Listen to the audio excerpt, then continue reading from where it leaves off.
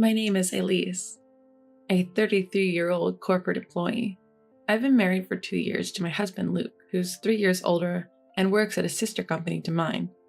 From the get-go, we've been living with his parents in a 2-family home setting. Luke is the second of 2 brothers. He has an older brother named Cody, who's 6 years his senior. Before we got married, it seems like Cody and his parents were the ones living together. Cody's wife Christy, however, is a chatterbox and pretty competitive. She often clashed with her similarly strong-willed mother-in-law. Eventually, Cody and his dad got fed up with these family squabbles and decided to move out. But Luke had been living alone since he started working, so neither of us ever really considered the idea of living with his parents. So when his mom abruptly announced, "After you two get married, you'll be living with us," not only were my parents and I shocked, but so was Luke. "Why now?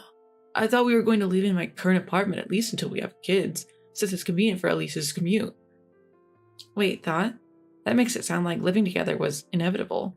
Despite that unsettling feeling, we realized the commutes would be roughly the same whether from Luke's apartment or his parents' house. Plus, their house, built by Luke's grandfather, is pretty old but has a main house and a guest house, so we thought we'd have enough privacy. So we agreed to move in. Once we did, though, I quickly regretted it.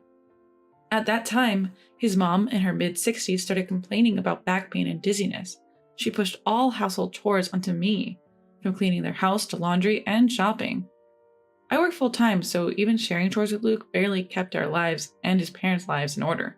Then came the unexpected financial burden. Firstly, the guest house needed serious renovations. The guest house looked livable from the outside when we first saw it, but once you actually go in, there's no denying it needs more than a simple patch job. The bathroom, kitchen, roof, floors, everything shows significant wear and tear. But hey, it's our space. Of course we're going to pay for the renovations. What caught us off guard was when my mother-in-law saw the newly renovated guest house and demanded we do the same for the main house. "Surely you wouldn't fix up your guest house and leave your parents to live in a run-down place." "But we can't afford to do everything all at once." "Why is Elise working then? To support us, her in-laws, right?" "Exactly, Luke. We blessed you with marriage. You should serve us in return." And so, not only did they want the house renovated, but they wanted new high-end furniture and appliances, saying the newly renovated rooms deserve the best. On top of that, they even make us pay for every little thing, from a single green onion to a roll of toilet paper. Despite trying to save by bringing our own sandwiches, my in-laws order delivery or dine out daily. And guess who pays for that? They used the family card that they made Luke get. Thanks to this situation, Luke and I struggle to save even a tiny bit of money. Every month, right before the credit card bill's due, we're stressing out, trying to balance the family budget. We've both talked to my in-laws saying, "Father-in-law, mother-in-law, we appreciate you, but you need to tone it down a bit." Luke even added, "Exactly. From renovation costs to daily expenses, utilities, and even property taxes, you're making us cover it all. Children supporting their parents is only natural." "Yeah, are you out of your mind complaining about this?" We'd been severely scolded, ending in a pattern where both of us would resort to crying to get our way. But even that lifestyle had gone on for over 2 years. Just as we were approaching the 3rd year, my mother-in-law and the Cody couple suddenly told us, "We're moving in. You have to move out. Christy told me that Cody got laid off," they said. "Cody was actually spared, but chose to get laid off instead to save a colleague with kids. He's such a kind-hearted soul."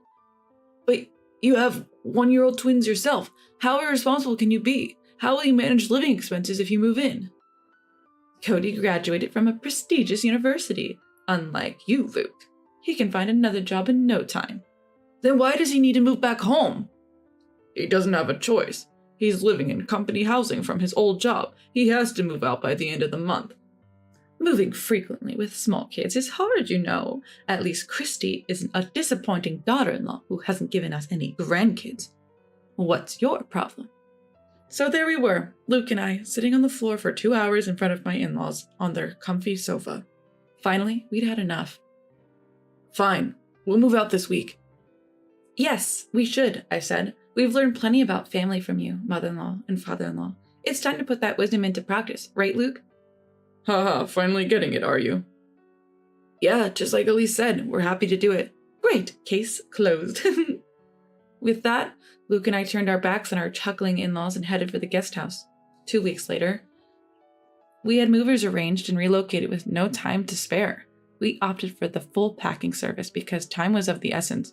We timed our move during my in-laws' regular lunch and karaoke with friends, so there were no complaints about the stuff we were taking.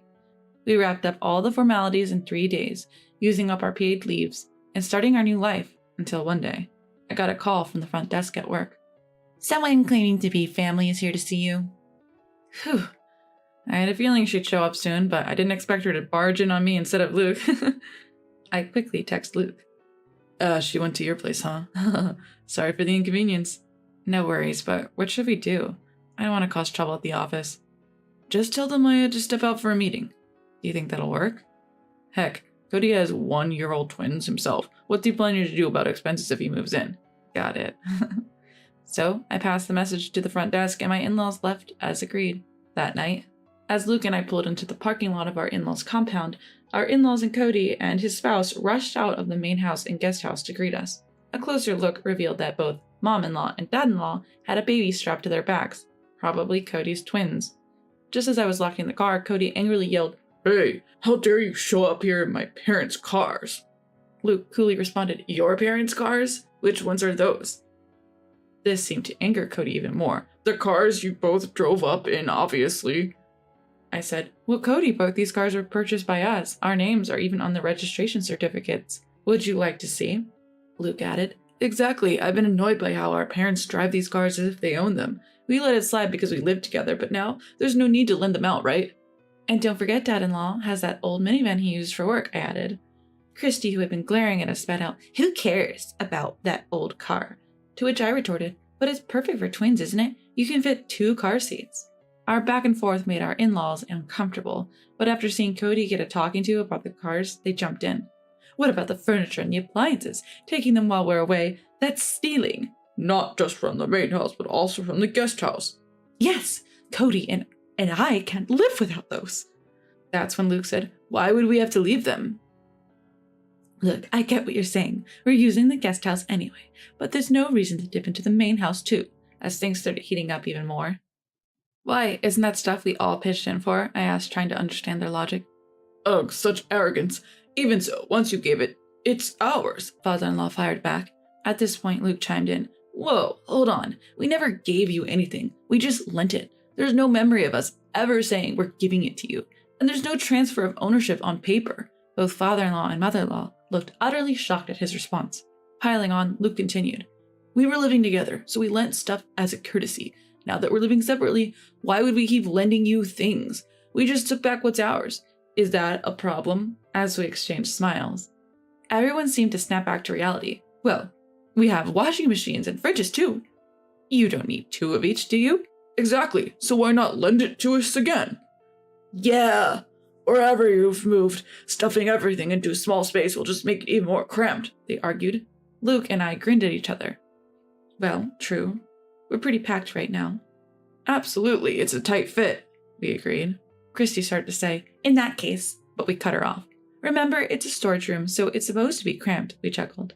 "Exactly. Until the official contract is done, this is how it has to be," we concluded. This left Cody and our in-laws with a look of utter confusion on their faces. Then Luke dropped a bombshell. "Oh, by the way, both of us are moving to Boston next month." From there, Luke smoothly explained that both of us had originally been offered positions at the corporate headquarters, but we had turned them down because we were living with my in-laws. However, now that the obstacle of living with my in-laws was removed, we had both accepted the transfers and happily received internal notifications for positions at the corporate headquarters. Even better, if all goes well, we could be working there until retirement. As luck would have it, Luke's colleague, who was going overseas for an extended period, wanted to sell his high-rise condo, so everything fell into place quickly. "Wait, you guys are going to live in a high-rise condo in Boston?" "Man, life sure does throw some curveballs, doesn't it?" "Totally. If Cody and the gang hadn't told us to move out so they could live here, we wouldn't have stumbled upon this jackpot." "But how could we even afford a high-rise condo? That seems unreal." "That's thanks to Elise's dad. He provided the down payment." "Elise's dad just gave you the down payment?" "Yes, my sister is inheriting the family property, so this was sort of a trade-off." "Plus, the previous owner said, 'I don't have a place to keep my modern altar. Can you hold on to it until I return to the country? I'll lower the asking price if you agree.' So we did, and got a big discount." With that kind of discount, it feels like we're the ones ripping them off. Hearing this, Christy, who was standing nearby, burst into tears. That's so unfair. I'd rather have a high-rise condo in Boston than live in Atlanta. Suddenly, the in-laws who had been quiet all this time switched gears and started fawning. Well, it looks like Luke really has it together, doesn't he? Like mother, like son. Luke is following in my footsteps. But Luke ignored them entirely. Turning to me, they said, living in a high-rise in Boston, everyone's going to be so jealous. When are you moving? We must visit. Why visit for just a short time? If we're going to Boston, you should come too. That's an interesting idea, they chimed in. Hearing this, Cody and Christy stopped their arguing, snapped at the in-laws. Whoa, what are you talking about?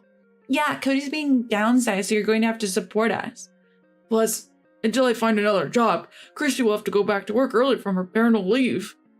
You'll have to take care of her household chores and the twins. Cody and Christy, getting confrontational, marched up to the in-laws who were carrying the twins. The tension must have reached the babies, who started crying, waking up the entire neighborhood. Noticing the neighbors who seemed to have heard the earlier shouting and crying, now gathering at a distance from the garage, the in-laws turned beet red.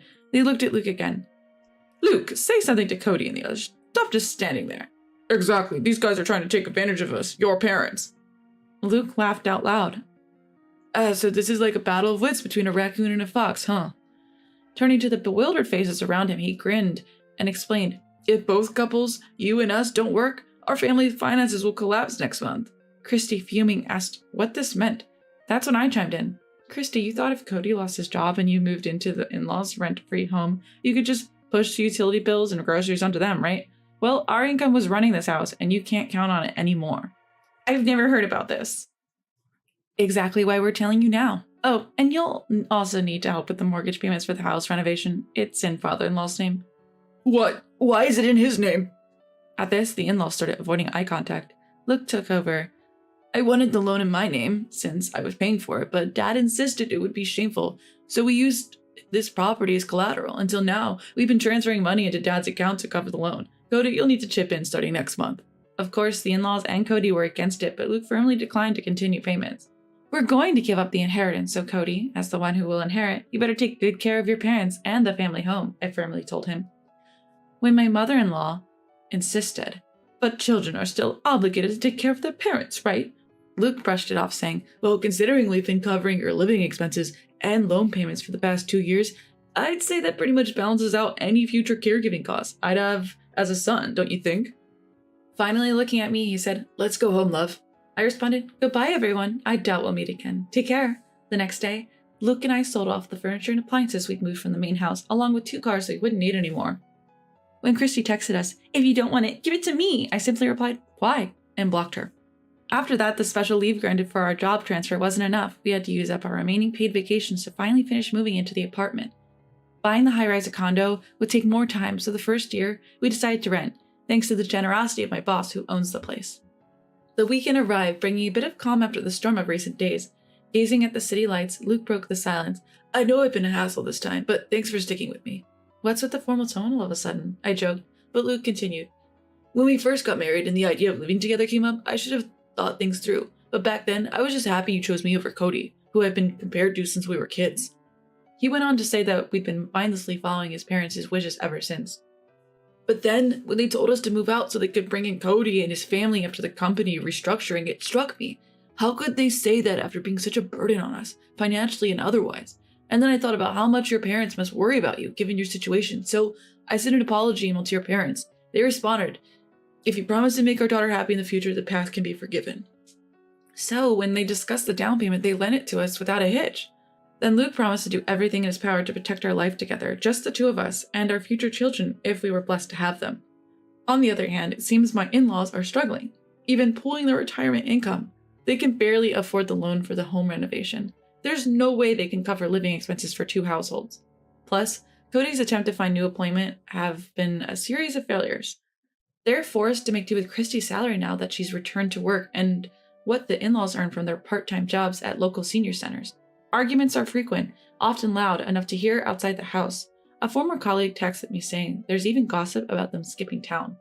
Since they've cut off all contact with Luke and me, including anything that would require sharing personal information, they resorted to reaching out to my parents. But my dad, annoyed, changed his phone number immediately. Considering they had always belittled my family and didn't even bother with pre-marriage courtesies, changing a phone number is a small but significant step. Now they have almost no way to get in touch with us. What goes around, comes around.